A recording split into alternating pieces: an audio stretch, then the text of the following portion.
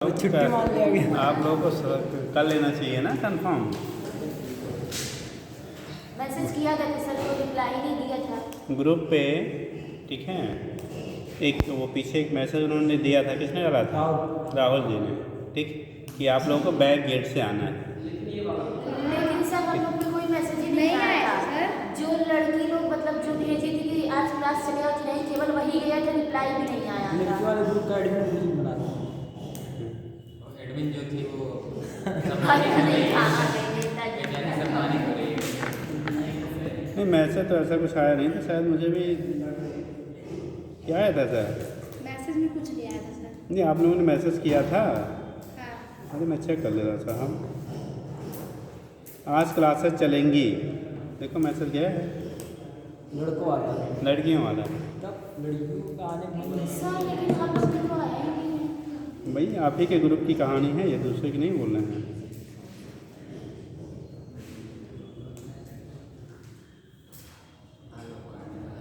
ठीक आया है, जो आप भेजे देखिए वही आया है मेरे पे। उससे पहले नहीं आया है। उससे पहले नहीं आया, देख लीजिए सर, झूठ नहीं बोल डिलीट रहा। खात में बोल मार देंगे। अरे हम डिलीट क्यों करेंगे जी, कुछ भी मैसेज चलिए ठीक, कोई बात नहीं, फिलहाल अगले टाइम से जो है कंफर्म कर लिया करिए, ठीक। सर डिलीट करेंगे तो आप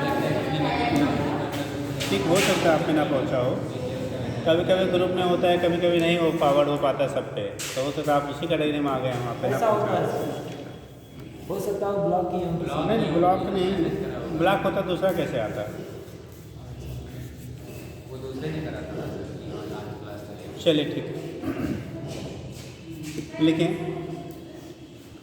कल हम लोगों ने बेटा पोल स्ट्रेंथ तक कर लिया था। कहाँ तक किया था? पोल स्ट्रेंथ आपने कर लिया था, एरिया नॉट हो गया था ना। लास्ट पॉइंट लिखा था पोल स्ट्रेंथ, ठीक। आगे हेडिंग करिएगा।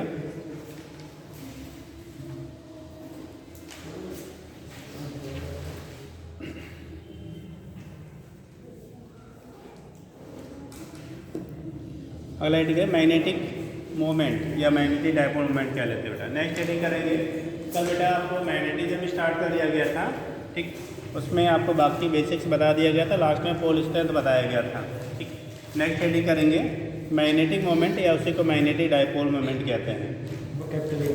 कैपिटल एम से रिप्रेजेंट करेंगे। जैसे बेटा हम लोग इलेक्ट्रिक डायपोल मोमेंट लिखा था mu equal to Q into क्या 2L, ठीक है। P equal to Q into 2L किया था, तो P equal to Q into 2L किया था इलेक्ट्रोस्टैटिक्स में इलेक्ट्रिक डायपोल मोमेंट की वैल्यू। ऐसे मैग्नेटिक डायपोल मोमेंट कल आपको एक्सप्लेन किया गया था। Magnetic dipole moment, magnetic capital M से डिनोट करते बेटा। फिलहाल ये वेक्टर क्वांटिटी है, कैसा होता है वेक्टर। जबकि कल आपको बोला गया था पोल स्ट्रेंथ जो होता है वो स्केलर क्वांटिटी होता है। Pole strength is a scalar quantity but dipole moment magnetic dipole moment is a vector quantity. जैसे वहाँ पे आप लिखते थे P equal to Q into 2L, तो क्यू जो चार्ज होता था वो स्केलर होता था, जबकि क्या डायपोल मोमेंट वहाँ पे भी क्या लेते हैं हम लोग वेक्टर क्वांटिटी लेते हैं। ऐसे यहाँ पे भी मैग्नेटिक डायपोल मोमेंट भी वेक्टर क्वांटिटी होते हैं। अगर आप लेते हैं दो आपके क्या है, कोई मैग्नेट है, नॉर्थ पोल दिया था, दूसरा साउथ पोल दिया था, नॉर्थ है साउथ पोल है, इनके बीच का सेपरेशन हम लोग 2L लेते थे बेटा। पोल स्ट्रेंथ नॉर्थ पोल वाले को हम लोग प्लस एम से रिप्रेजेंट करते थे, किसे प्लस स्मॉल एम, और इसे हम लोग माइनस स्मॉल एम से रिप्रेजेंट करते हैं उसके पोल स्ट्रेंथ को, ठीक। तो पोल स्ट्रेंथ जो आपका होगा नॉर्थ पोल वाला प्लस एम और साउथ पोल वाले को माइनस एम से रिप्रेजेंट करते हैं, ठीक। अब कंडीशन यहाँ पे होता है जब आप दिखाएंगे मैग्नेटिक डायपोल मोमेंट, जिस तरह से इलेक्ट्रिक डायपोल मोमेंट करते थे P equal to Q into 2L, P equal to क्या लिखते थे बेटा क्यू इंटू 2L। ऐसे मैग्नेटिक डायपोल मोमेंट जो होता है कैपिटल एम इक्वल टू क्या होगा सर? मैग्नेटिक डायपोल मोमेंट का फॉर्मूला याद है? पोल स्ट्रेंथ यानी M into 2L। M into क्या हो जाएगा आपका 2L के बराबर हो जाता है। तो यहाँ पे जो मैग्नेटिक डायपोल मोमेंट की बात करते हैं तो कैपिटल एम की जो वैल्यू होगी स्मॉल एम इंटू कितना होता है 2L। वेक्टर फॉर्म में लिखेंगे तो यहाँ पे आप वेक्टर लगा देते हैं, एम इंटू 2L की क्या होता है बराबर होता है। कल आपने लिखा था पोल स्ट्रेंथ की यूनिट क्या होती है साहब, खड़े हो जाओ। हाँ, एम्पियर, एम्पियर इंटू मीटर। तो यहाँ पे जब आप डायपोल मोमेंट का यूनिट निकालेंगे तो एम्पियर इंटू मीटर इंटू क्या है मीटर, तो एम्पियर इंटू मीटर स्क्वायर हो जाएगा।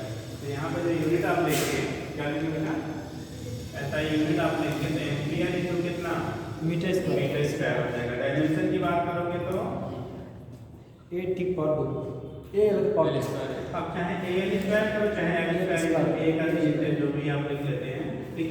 या इसी को लिख सकते हैं m के पावर 0 एल स्क्वायर टी के पावर 0 इंटू ए। अगर एलिमेंट्री के पार्ट में लेते हैं तो उस केस में जो क्वांटिटी नहीं है उनके पावर क्या लेते हैं हम लोग 0 0 ले लेंगे, ठीक। तो वैल्यू हो गई m के पावर 0 एल स्क्वायर टी के पावर 0 इंटू ए, या एल स्क्वायर इंटू ए, या ए इंटू एल स्क्वायर, जो भी आप लिख लीजिए, ठीक। तो ये केस आपका हो गया। यहाँ से रिप्रेजेंट कर लेते हैं क्या होगा, डायपोल मोमेंट की वैल्यू क्या होगी, मैग्नेटिक डायपोल मोमेंट रिप्रेजेंट कर लेंगे, ठीक। और ये वेक्टर क्वांटिटी होता है, वेक्टर फॉर्म में लिखेंगे capital M equal to small m into 2 vector L होता है, ठीक। किधर से किधर डायरेक्शन क्या होता है बेटा, मैग्नेटिक मोमेंट का डायरेक्शन क्या होता है, negative positive south to north.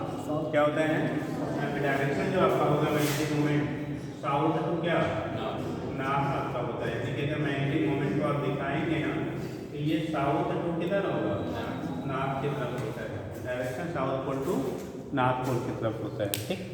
अंदर के बाहर magnetic dipole moment direction north to south to north आपका होता है, ठीक। आगे आता है बेटा हम लोग को कटिंग ऑफ बार मैग्नेट। जब बार मैग्नेट को हम लोग कट करते हैं तो कंडीशन क्या बनेगी, ठीक है। रेक्टेंगुलर का हम क्या पूछा नहीं जाता, तो 3 बार मैग्नेट पे ये क्वेश्चन बनते हैं, तो आप वही देख लीजिए। हेडिंग करिएगा next,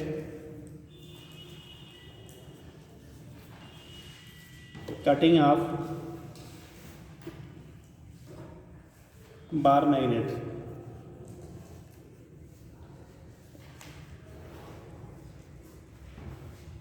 cutting of bar magnet,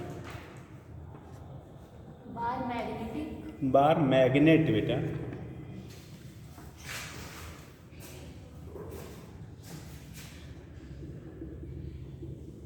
cutting of bar magnet. दो कंडीशन हम लोग पढ़ते हैं बेटा, एक होता है कि अगर आपका एक्सिस के परपेंडिकुलरली कट करते हैं, ठीक, और एक होता है एक्सिस के अराउंड आप कट करेंगे।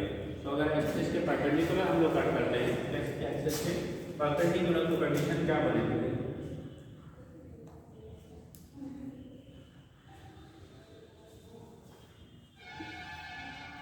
मान लो ये बार मैग्नेट है, लेंथ आपका ये लेते हैं बेटा पूरा, ठीक। ये पोल टू पोल डिस्टेंस दिया जाता है बेटा, इसका पोल स्ट्रेंथ प्लस या माइनस m है, और total magnetic moment capital M है। Magnetic moment capital M, pole strength small m capital क्या minus m capital plus m है, लेंथ आपने टोटल 2 लिया। इसको n इक्वल पार्ट में कट कर देते हैं। अगर हम लोग कटिंग करते हैं perpendicular to the axis, length के परपेंडिकुलर या लेंथ से कट करेंगे, मतलब इक्वल पार्ट में n इक्वल पार्ट में आपने कट किया। तो कल हम लोगों ने यूनिपोलर कॉन्सेप्ट मोनोपोलर कॉन्सेप्ट पढ़ा था, डज नॉट एग्जिस्ट अकेले। कल मोनोपोलर कॉन्सेप्ट बताया गया था। मोनोपोलर कॉन्सेप्ट के अकॉर्डिंग किसी भी अगर बार मैग्नेट को हम लोग कट करते हैं तो जितने भी आपके पार्ट बनाएंगे उतने पोल वो सारे के सारे बाईपोलर ही लेंगे, कभी यूनिपोलर नहीं बना सकते। मतलब मैग्नेट को कट करने पे कोई ऐसा उसका एक कंपोनेंट नहीं मिलेगा जो यूनिपोलर हो, सारे के सारे क्या होते हैं बाईपोलर नेचर के होते हैं। सारे कैसे होंगे बाईपोलर नेचर के होते हैं, कोई वहाँ पे यूनिपोलर मैग्नेट आपको ऑब्टेन्ड नहीं होता है, ठीक। यहाँ से दिखाएंगे अगर ऐसे ऐसे n part n equal part में आपने कट किया, कितने n इक्वल पार्ट में कट करेंगे बेटा, तो ईच पार्ट का जो लेंथ होगा, टोटल लेंथ को अगर हम लोग 2l से दिखाया है, ठीक, ईच पार्ट का लेंथ हो जाएगा 2l/n। अगर टोटल लेंथ को l से रिप्रेजेंट करोगे तो ईच पार्ट का लेंथ होगा l/n हो जाएगा, n इक्वल पार्ट में कट किया। अब हर एक part as a complete magnet जैसे काम करेगा। ईच एंड एवरी जो आपका क्या होगा पार्ट है वो behave as a complete bar magnet, वो कंप्लीट बार मैग्नेट की तरह बिहेव करेगा। कंप्लीट बार मैग्नेट मतलब दोनों नॉर्थ एंड क्या साउथ पोल्स आपके एग्जिस्ट करेंगे, ठीक है।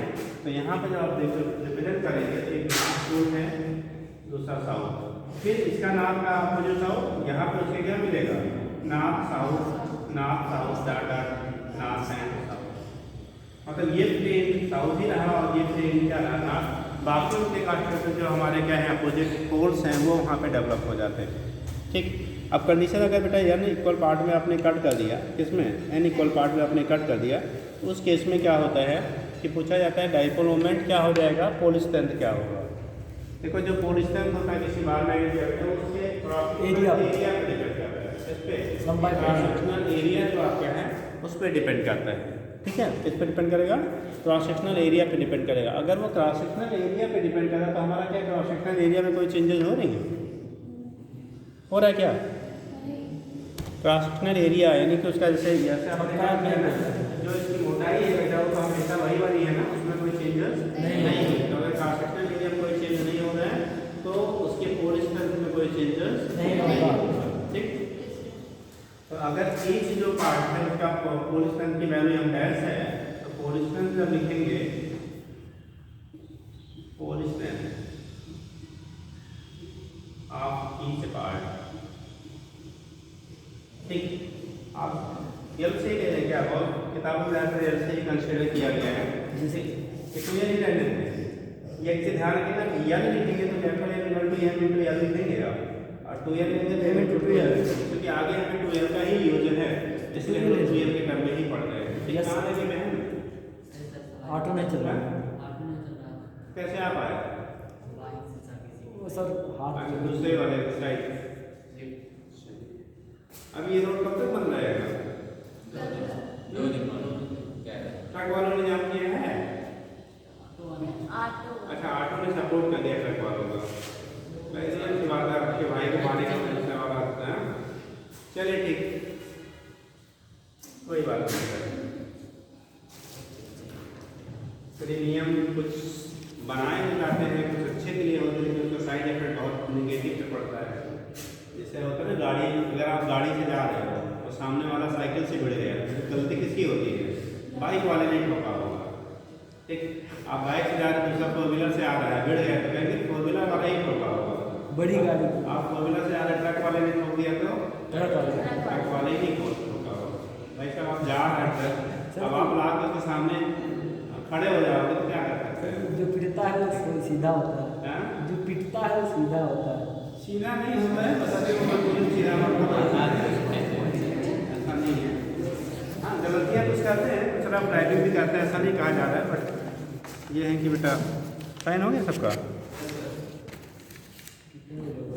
चलिए देखिए, तो उस केस में वही सारी चीज़ें हैं जी सर।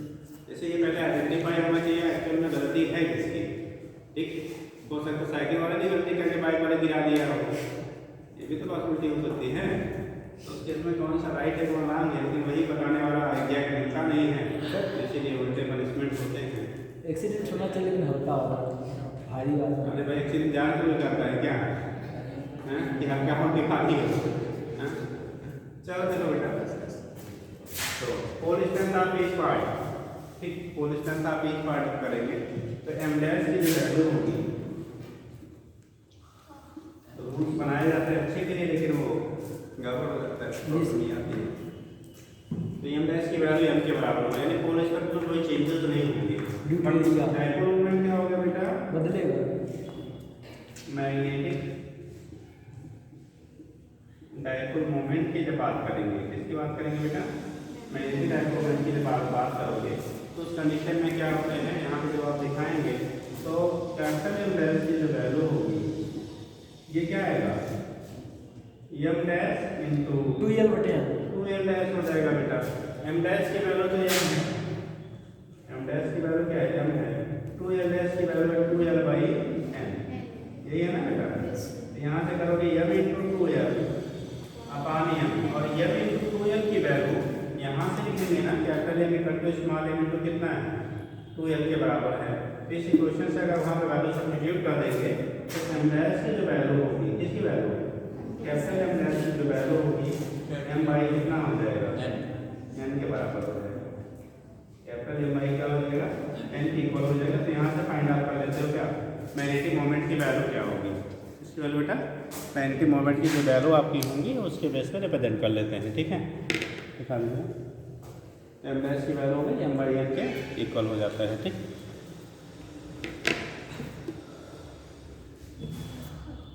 नोट कर लीजिए। सर साइड हो जाइए। समझ जाए।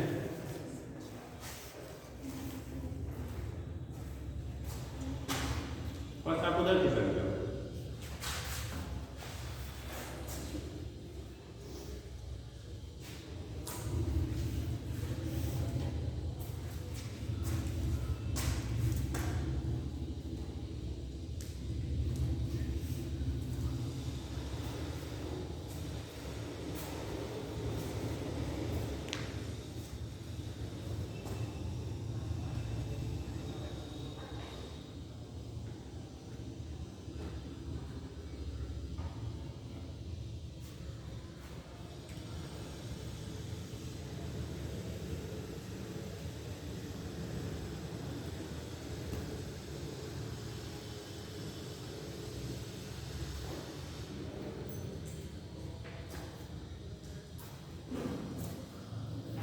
चलिए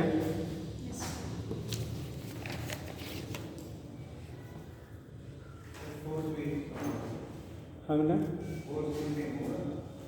कौन सा बेटा कटिंग करने के बाद क्या नहीं, वो तो कंडीशन मैग्नेटिक जब आपका पोल इसमें क्या मैग्नेटिक क्या हो रहा है, मोमेंट चेंज हो रहा है तो उसकी वजह से जो फील्ड डेवलप होगा वो घट जाएगा, और जब फील्ड घटेगा तो कोई मैग्नेटिक मटेरियल आएंगे तो उसका फोर्स भी घट जाएगा, ठीक भाई। जैसे है ना पोल आपने कट कर दिया तो उसका मैग्नेटिक मोमेंट घटा ना, और मैग्नेटिक मोमेंट घटेगा तो उसके सराउंडिंग जो फील्ड डेवलप कर रहा है तो उसकी वैल्यू भी क्या करेगी, घटेगी, क्योंकि जो मैग्नेटिक फील्ड आएगा B equal to mu naught upon 4/2 m/r³ axial पे और m/r³ equal to like same electric dipole जैसे काम करेगा बेटा, ठीक। तो इस केस में अगर आपका मैग्नेटिक मोमेंट की वैल्यू घट रही है तो फील्ड घटेगी, मैग्नेटिक फील्ड जब घटेगा तो जो कोई भी मैग्नेटिक मटेरियल आएंगे उस पर फोर्स भी क्या करेगा, कम लगेगा। नहीं तो ऐसा होता तो हम लोग छोटा छोटा मैग्नेट बना लेते उतना ही काम करता है ना। चलो देखो पी के हिसाब का हो गया बेटा, यहाँ से आप रिप्रेजेंट कर लेते हैं कि मैग्नेटिक मोमेंट की वैल्यू कितनी होगी, उसके बेस पर आपका रिप्रेजेंटेशन हो जाता है, हो जाएगा। आगे लिखेंगे। चलिए अगर हम लोग कटिंग जो कर रहे हैं ये यहाँ से बना लेना, कटिंग आप बाहर मैग्नेट को ये पॉइंट कर लेना, एक magnet cut perpendicular to its axis, magnet is cut या बार मैग्नेट को एक बार मैग्नेट इज कट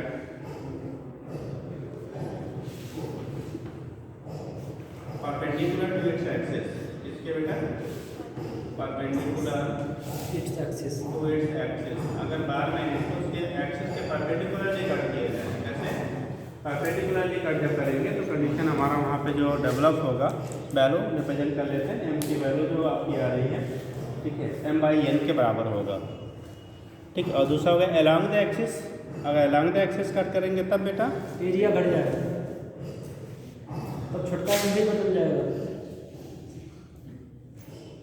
दूसरा होगा कि बार magnet is cut along the axis, अगर along एक्सिस के अराउंड आप कट कर दो बेटा, एक्सिस से क्या कर रहे हैं हम लोग along अगर आप कट करते हो तो उस कंडीशन में क्या होगा, ठीक है, क्या bar magnet is cut along the axis, तो along the axis अगर आप कट करेंगे तो कंडीशन क्या बनती है देखिए, थोड़ा सा हम इस बात निकलेंगे।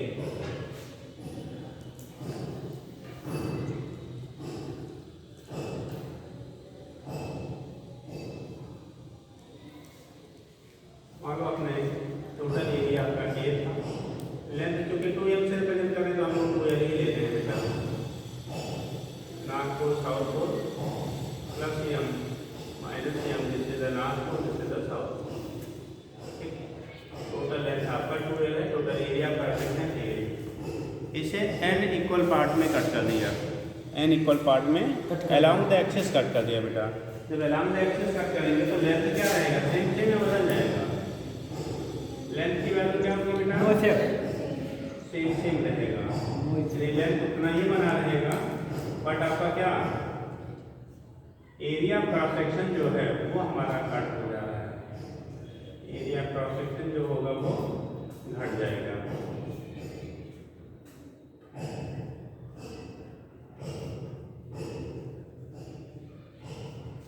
ऐसे डाटा लगा देते हैं, ठीक, और आपने कट कर लिया।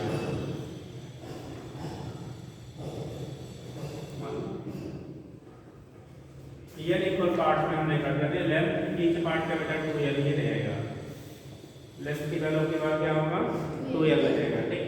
टोटल मैग्नेटिक मोमेंट पोल डिस्टेंस की वैल्यू यह था, एरिया जो हर पार्ट का होगा ये बाई क्या हो जाएगा एल, भाई एन इक्वल पार्ट में कट करोगे तो एरिया ऑफ ईच पार्ट कितना होगा ए बाई एन के बराबर हो जाएगा, तो एरिया जो होगा ईच पार्ट का जो एरिया की हम लोग बात करेंगे वो ए बाई क्या हो जाएगा एन हो जाएगा, ठीक। तो उस कंडीशन में जो एरिया होता है उसकी वैल्यू बेटा हमारे क्या करेंगे चेंज हो जाएगी, तो वहाँ पे एरिया की वैल्यू ए बाई एन हो गया। अब क्या करेंगे, पोल डिस्टेंस अगर बात करेंगे आप ईच पार्ट,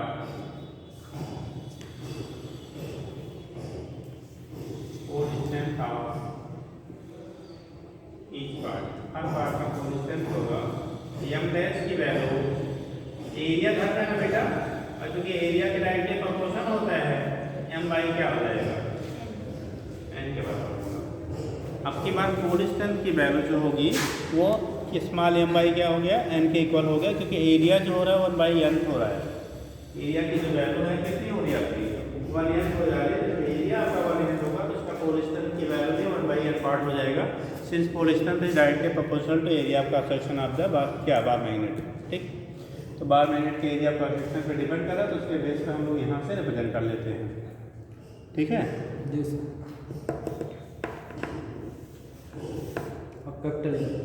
दूसरा होगा मैग्नेटिक डायपोल मोमेंट, या डायपोल मोमेंट कह लो, मैग्नेटिक मोमेंट कह लो।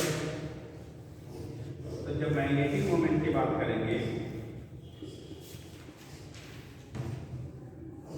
मैग्नेटिक मोमेंट या मैग्नेटिक डायपोल मोमेंट कह लो, तो उसकी वैल्यू कैपिटल एम डैश की वैल्यू जो होगी या small M dash into 2l dash, एक अब कंडीशन क्या है एम डैश की वैल्यू होगी बेटा m बाई n, लेकिन 2l डैश की वैल्यू 2l के बराबर है, इसमें कोई चेंजेस नहीं हुई, तो ये वैल्यू आप देख पाएंगे m इनटू 2l बाई कितना n, तो यहाँ से देखो m डैश की वैल्यू, अब m की वैल्यू हमारा कितना था, m की जो वैल्यू है, ठीक है, यहाँ पे लिख लो, यहाँ पे कैपिटल M की जो वैल्यू होगी वो स्मॉल m इनटू कितना आएगा बेटा 2l के बराबर होगा, तो m इनटू 2l की जगह पे कैपिटल M लिख देंगे, तो ये कैपिटल M अपान कितना है,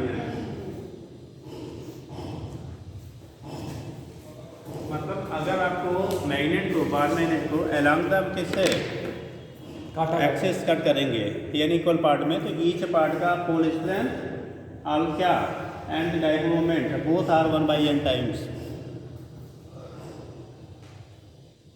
इसका ऑफ इनिशियल वैल्यू, दोनों ही वैल्यू जो होगी 1/n टाइम्स हो जाते हैं, इनिशियल वैल्यू का पोल स्ट्रेंथ भी 1/n टाइम्स हो जाएगा, और किसकी वैल्यू डायपोल मोमेंट जो है उसकी वैल्यू भी 1 क्या हो जाएगा n टाइम्स हो जाता है, तो उसके बेस पर आप यहाँ से रिप्रेजेंट कर लेते हैं कितना होगा कैसे होगा हो जाएगा कैपिटल एन दोनों बार में वही वैल्यू देता है 40 से छोटा है, अब ऐसे ऐसे दोनों काट देंगे तो 1/n m/n स्क्वायर हो जाएगा, वो 4 बार काट देंगे, एक बार इधर 4 बार नहीं एक बार इधर along axis and perpendicular to axis, 2 बार, दोनों साइड से काटेंगे तो हो जाएगा m/n स्क्वायर हो जाएगा, वो भी करा दें, पॉइंट खाली लिख लीजिए वैसे, इफ थर्ड पॉइंट कर लीजिएगा, see if bar magnet is cut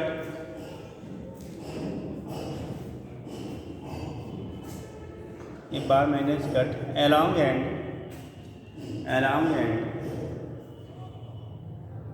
perpendicular to along and perpendicular to yes, perpendicular to the axis along and perpendicular to axis both in n equal parts in n equal parts, then pole strength of each part। अब ऐसे भी काटा बेटा और ऐसे भी क्या किया आपने, n पार्ट में कट कर दिया, दोनों साइड से कट कर दिया, तो pole strength of each part में m by n ही रहेगा। लेकिन डायपोल मोमेंट की जो वैल्यू होगी, क्योंकि l की वैल्यू भी क्या होगा 2l by n हो जाएगा, तो वहां से रखेंगे कि ये 2l by n हो जाएगा, तो 2l by n हो जाएगा, तो वैल्यू कितनी 2l by n square m by n square. तो देखिए n जी हाँ क्या बेटा लिखिएगा, then pole strength of each part, pole strength of each part, then pole strength of each part,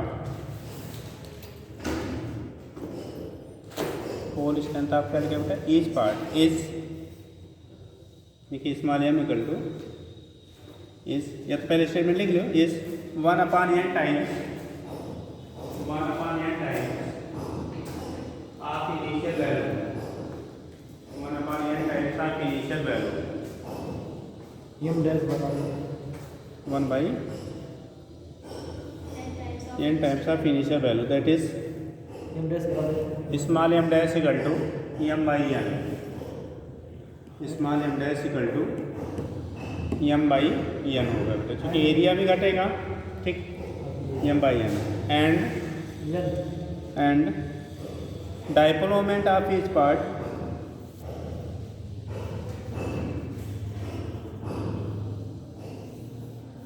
dipole moment of each part, capital M dash equal to m into 2l dash हो जाएगा बेटा, यहाँ से आपका ये वाला नीचे ऐसे लिखो बेटा, हमने यहाँ चेंज कर दिया है, यहाँ से वैल्यू मोमेंट की वैल्यू जो कि m डैश कर दिया बेटा 2l डैश, और 2l डैश की वैल्यू भी कितनी हो रही है इस पार्ट का m by n हो जा रहा है, l by 2l by n हो रहा है, तो दोनों का मल्टीप्लाई करेंगे तो नेट वैल्यू आ जाएगी m by n square.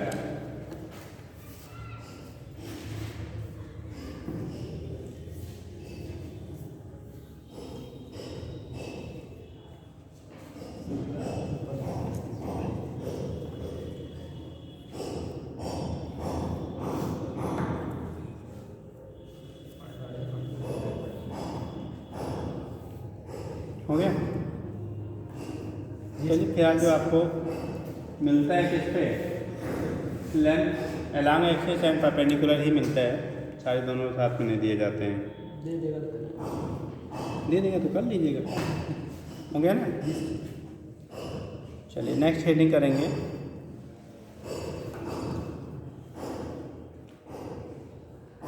Magnetic field and, next heading बना लो बेटा, magnetic field and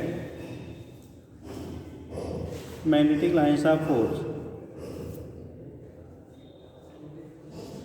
magnetic field and magnetic lines of force,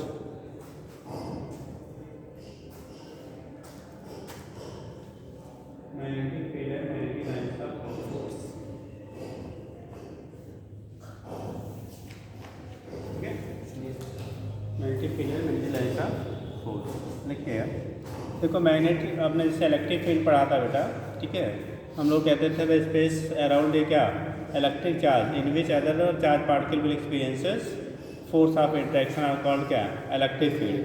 ऐसे जब मैग्नेटिक फील्ड की आप बात करेंगे तो मैग्नेटिक फील्ड होता है द स्पेस अबाउट ए क्या bar magnet in which another magnetic material experiences force आप मैग्नेटिक फोर्स, ठीक, आर कॉल्ड क्या मैग्नेटिक फील्ड, ठीक। तो लिख लीजिएगा space around a magnetic pole or magnet, space around a magnetic pole or magnet,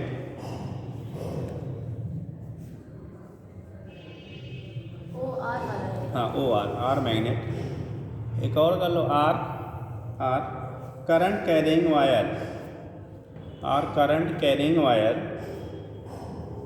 within which क्या हुआ जी,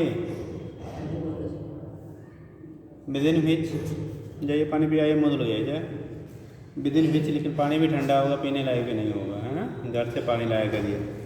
with in क्या लिखा बेटा, which its effect can be, within which its effect can be experienced, its effect can be experienced, is defined as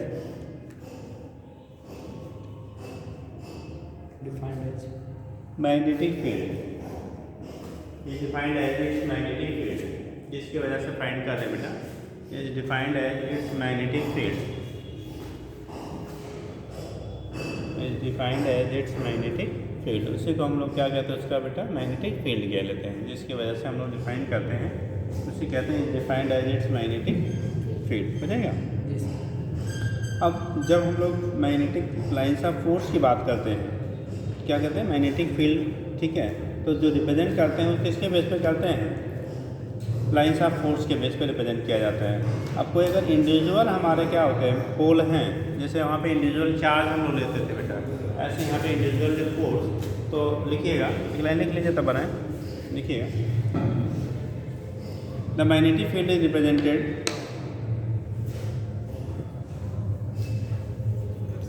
the magnetic field is represented with the help of a set of lines, with the help of a set of lines,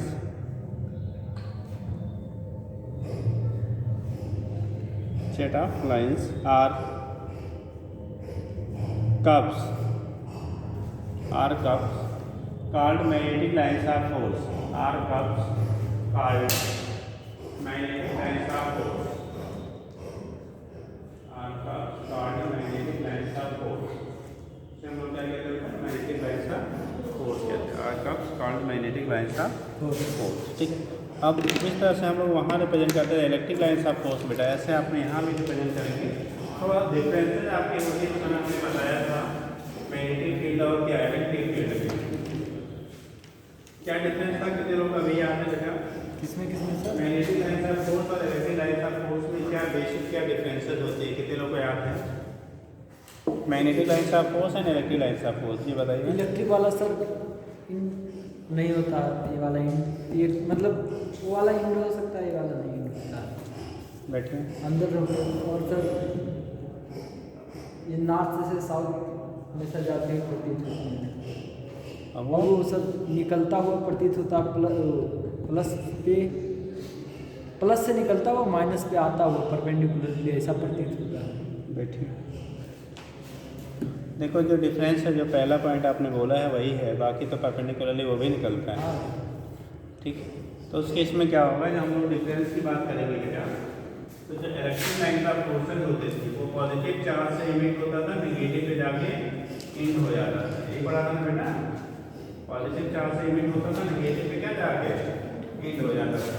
जबकि जब हम लोग magnetic lines of force की बात करेंगे, किसकी बात करेंगे, मैग्नेटिक लाइंस ऑफ फोर्स की बात करोगे, तो वहाँ पे नॉर्थ से इमिट होगा और साउथ पे जाके इंटर करता है। इंडिविजुअली अगर आपका है, ठीक, इंडिविजुअल जैसे वहाँ पे अगर पॉजिटिव चार्ज लेते थे तो रेडियली आउटवर्ड होता था, नेगेटिव चार्ज से रेडियली इनवर्ड होता था। तो ऐसे यहाँ पे अगर आपका इंडिविजुअल पोल आपको कंसीडर किया जाए, यार एग्जिस्ट नहीं करता है, ठीक, इंडिविजुअल अगर पोल एग्जिस्ट क्या कंसीडर किया जाए तो नॉर्थ पोल की वजह से क्या होगा, आउटवर्ड, रेडियली आउटवर्ड, और जो साउथ पोल होंगे वहाँ पे रेडियली क्या हो जाएगा बेटा, इनवर्ड हो जाएगा। तो एक की वजह से रेडियली आउटवर्ड होगा, दूसरी की वजह से रेडियली इनवर्ड हो जाएगा। तो जब आप रिप्रेजेंट करेंगे तो अगर ये नॉर्थ पोल है, हमने क्या दिया, कंसीडर किया नॉर्थ पोल है बेटा, तो अगर नॉर्थ पोल की तरह इसका बिहेवियर है, जो पोलर बिहेवियर आपको दिखा रहे हैं, अगर वो नॉर्थ पोल की तरह है तो उस केस में वहाँ से magnetic lines of forces radially कहाँ होंगे, आउटवर्ड होंगे, ठीक। तो सेम कंडीशन आपका इलेक्ट्रोस्टैटिक वाली ही है, आप एक बार उसको रिवाइज करिए, मैक्सिमम चीज़ें यहाँ पे उसी से सिमिलर है, ठीक। तो जहाँ पे डिफरेंसेस कुछ मिलती हैं वो वही है।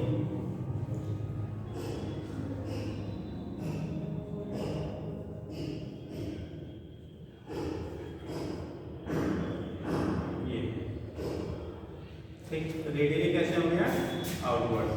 दूसरा जब हम लोग लेंगे तो क्या होगा, अगर साउथ पोल है, कैसे बेटा, साउथ पोल है, तो इसकी वजह से रेडियली क्या हो जाएगा,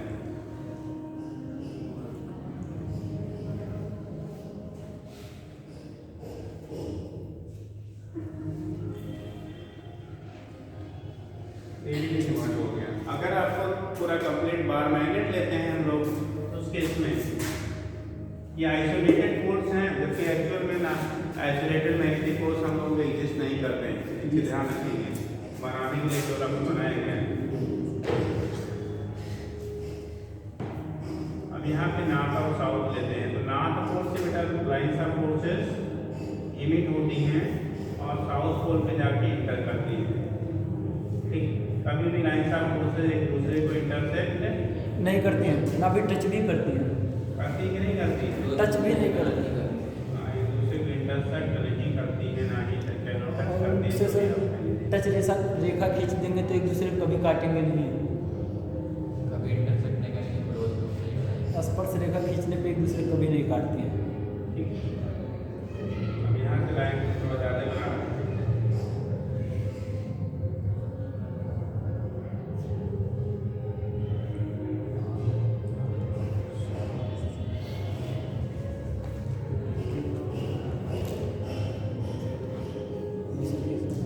बाहर नॉर्थ से किधर की तरफ?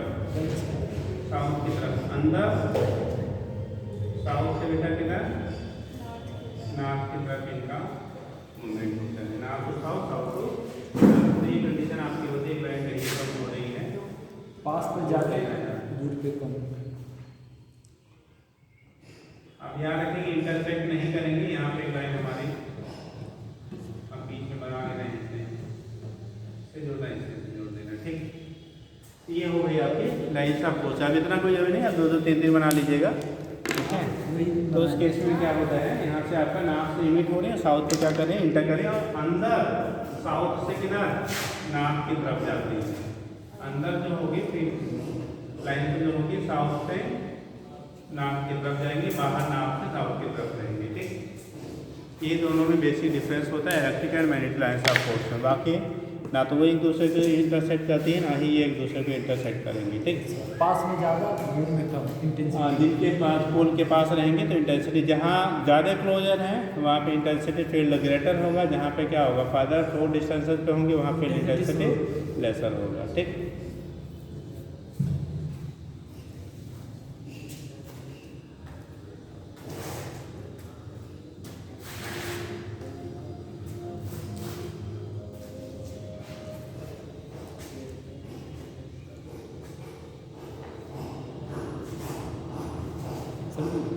एक एटमॉस्फेयर प्रेशर बहुत ज़्यादा है, नहीं आपके सर पे लग रहा है। लग रहा है, लेकिन जैसे हमको ऐसे ना फील नहीं हो रहा, अगर ना हो वैसे बहुत ज़्यादा नहीं होता है। नहीं होता।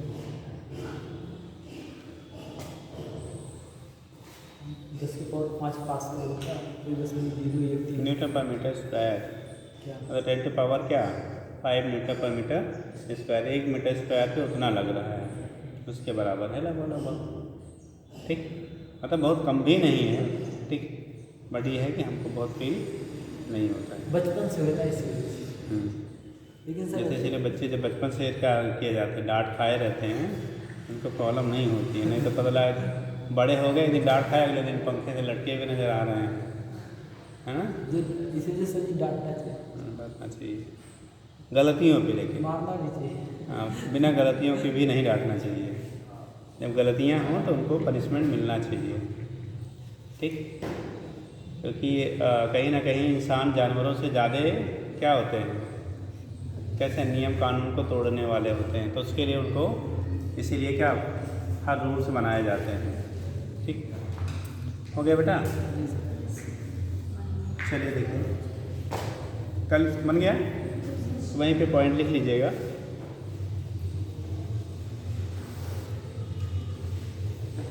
मैग्नेटिक लाइन्स ऑफ फोर्सेस, ऐसे या तो कर लो बेटा। मैग्नेटिक लाइन्स ऑफ फोर्सेस, एक आध पॉइंट लिख लीजिए। Magnetic lines of forces never intersect each other. Magnetic lines of forces never intersect each other.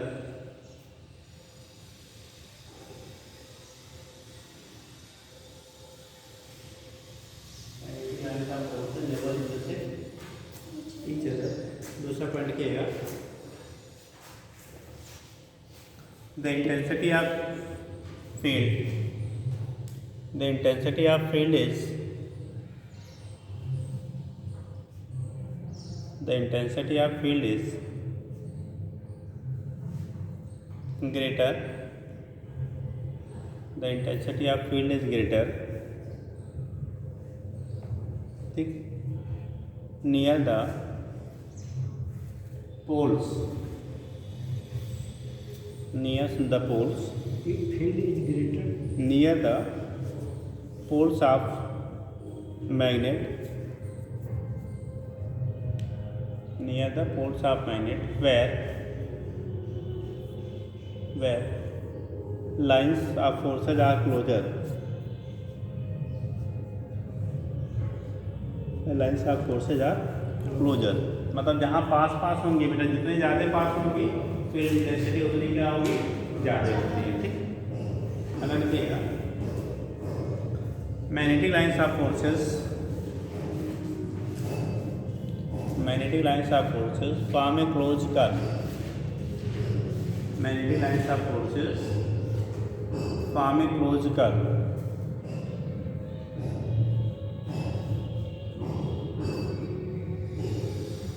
magnetic lines of forces form a closed curve। तो magnetic जो lines of forces होती है बेटा वो closed curve को क्या करती हैं, फॉर्मेशन करती हैं, फॉर्म ए क्लोज कर्व, ठीक।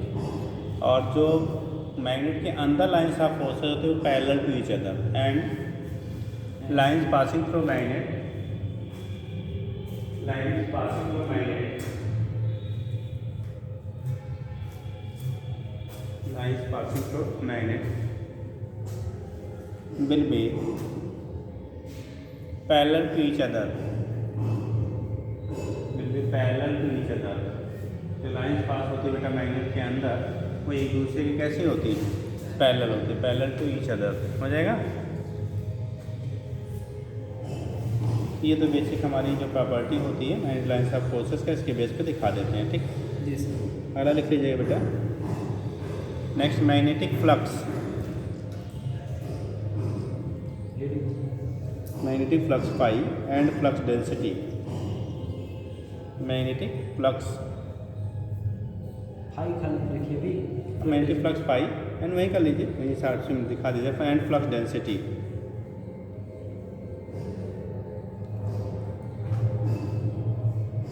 जैसे बेटा हम लोग इलेक्ट्रिक फ्लक्स कहते थे, lines of it is the measurement of electric lines of forces passing per unit area, बोलते थे ना, एकांक क्षेत्रफल से पास होने वाला जो electric lines of force. Flux density को किससे करेंगे, बी से दिखा दीजिए, कैपिटल बी, कैपिटल बी, ठीक। तो उस केस में क्या होता है, जब हम लोग दिखाएंगे वैसे मैग्नेटिक फील्ड को भी बी से दिखाते हैं, ठीक है, ध्यान रखेंगे, लिखिएगा।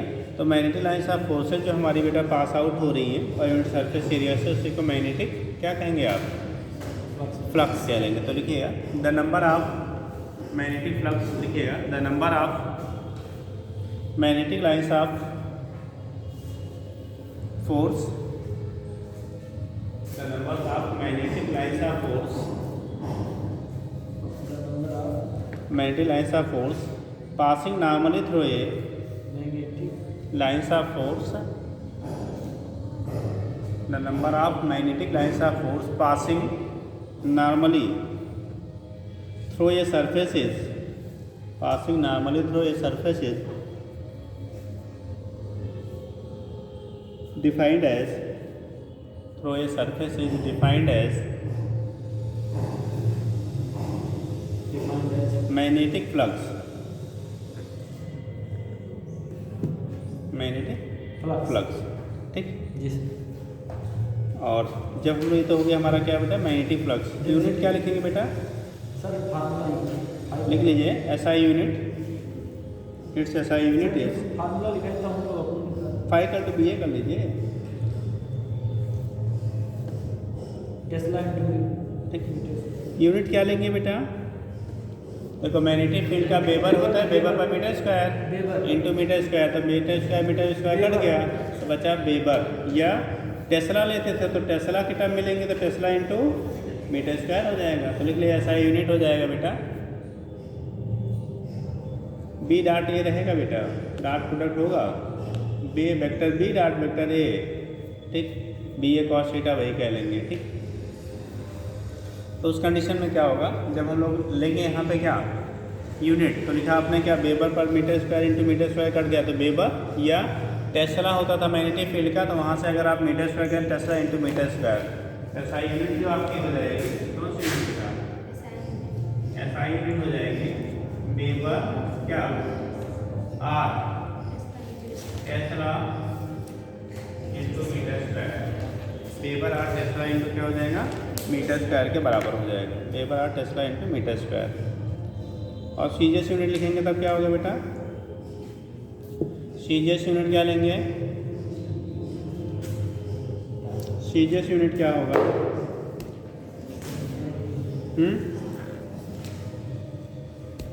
सीजीएस में को हम लोग मैक्सवेल कह लेते बेटा, MAXWELL लिख लो, 10 के पावर 4। लिखिए सीजीएस यूनिट इज मैक्सवेल,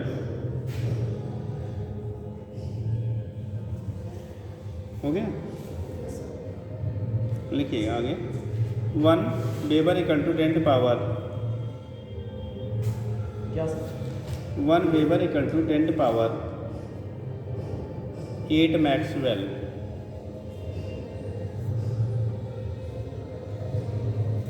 आप तो 10 पावर 4 बोल रहे बेटा, वो हमारा किसमें, टेस्ला और किसमें, गॉस का रिलेशन है, ठीक, वो टेस्ला और किसका, गॉस का रिलेशन है। ये है आपका क्या, 1 वेबर की वैल्यू 10 पावर 8 मैक्सवेल के बराबर होता है, ठीक। ये तो हम लोग डिफाइन कर दिया मैग्नेटिक क्या, फ्लक्स। दूसरा लिखा था फ्लक्स डेंसिटी, क्या लिखा था बेटा, फ्लक्स डेंसिटी। फ्लक्स डेंसिटी क्या होगा बेटा, फ्लक्स डेंसिटी क्या होता है बताओगे, जितना का उतना मटेरियल,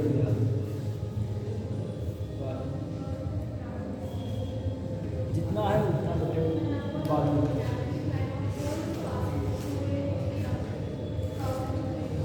पासिंग तो per unit cross sectional area लिखिएगा नेक्स्ट लाइन से। जब हम लोग फ्लक्स डेंसिटी की बात करेंगे, किसकी बात करेंगे बेटा, फ्लक्स डेंसिटी, तो नोट कर लीजिएगा,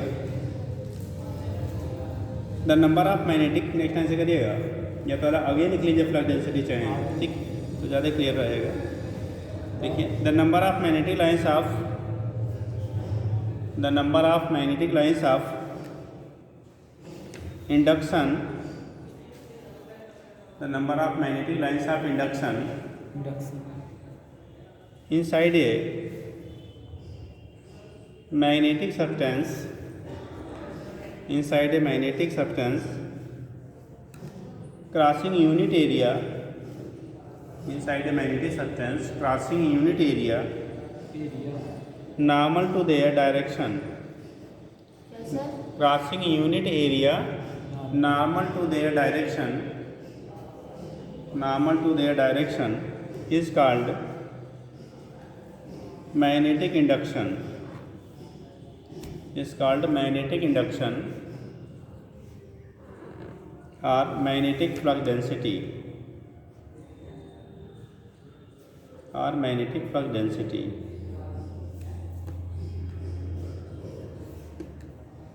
हो गया, ये सब देखिए एसआई यूनिट क्या होगा बेटा, एसआई यूनिट क्या होगा इसका, लिख लिए, it's SI unit is, it's SI unit is Tesla या वेबर पर मीटर स्क्वायर उसे कह लेते हैं। मैग्नेटिक फील्ड जो है वही क्या होता है बेटा, ठीक, फ्लक्स डेंसिटी जो कहते हैं वो मैग्नेटिक फील्ड को ही बोला जाता है, ठीक है। तो हो गया tesla or weber per metre square, or weber per metre square, and CGS unit is, आगे लिखेंगे CGS unit, CGS unit is क्या हो जाएगा, गॉस, GAUSS गॉस। नीचे लिखेंगे 1 tesla equal to 10 power, 1 tesla की जो वैल्यू होगी बेटा वो 10 पावर कितना, 4 गॉस के बराबर होता है। 1 टेस्ला की जो वैल्यू होगी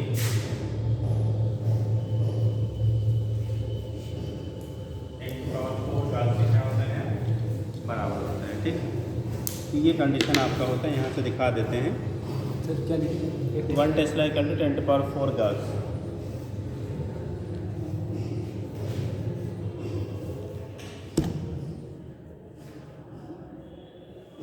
हो गया। नेक्स्ट जल्दी से लिख लीजिए सर, आ गए हैं। Magnetic permeability. लास्ट में क्लास कितने में छूटता होगा? 105। Magnetic permeability. जी सर। जल्दी से नोट कर लिए, कल अच्छी कहानी आगे होंगे। मैग्नेटिक परमिएबिलिटी आज डिफाइन कर लिए बेटा, कल इसको फिर एक्सप्लेन कर देंगे। लिखिएगा, it is a degree OR extent to which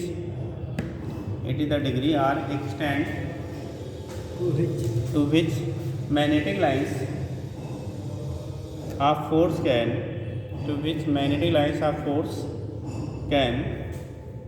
enter a substance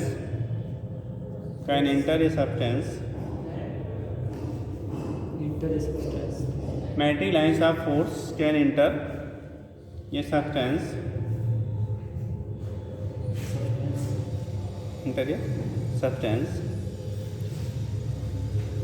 can इंटर्स क्या लिखा आपने? ये सब्सटेंस, ठीक। किसी भी सब्सटेंस के इंटर जो कितना करेगा, and is characteristics of a medium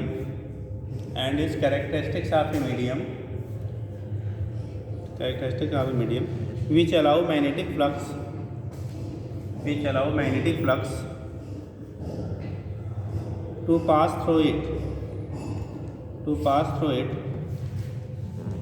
is called its permeability। मतलब कितने मैग्नेटिक लाइन्स ऑफ फोर्सेज पास हो रहे हैं, ठीक है। जितना ज़्यादा अलाउ करेगा हम बोलेंगे मैग्नेटिक परमिएबिलिटी उतनी ज़्यादा होगी बेटा, जितना कम अलाउ करेगा उतनी मैग्नेटिक परमिएबिलिटी कम होगी। इट्स कॉल्ड मैग्नेटिक परमिएबिलिटी, ठीक। लिख लिए परमिएबिलिटी। एक एग्जाम्पल टाइप कर लीजिएगा।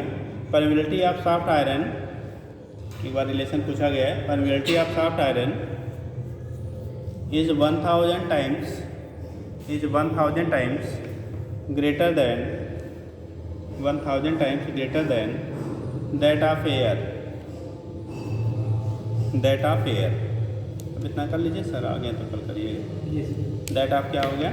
एयर के रिस्पेक्ट में जो सॉफ्ट आयरन होता है उसकी परमिएबिलिटी नियर अबाउट कितना? 1000 टाइम्स ग्रेटर होता है बेटा। 1000 टाइम्स ग्रेटर दैन किसके? इस परमिएबिलिटी ऑफ किसका? एयर के परमिएबिलिटी के रिस्पेक्ट में सॉफ्ट आयरन की जो परमिएबिलिटी होती है बेटा 1000 टाइम्स क्या होगा? ग्रेटर होता है, ठीक। चलिए कल आगे बढ़ते हैं।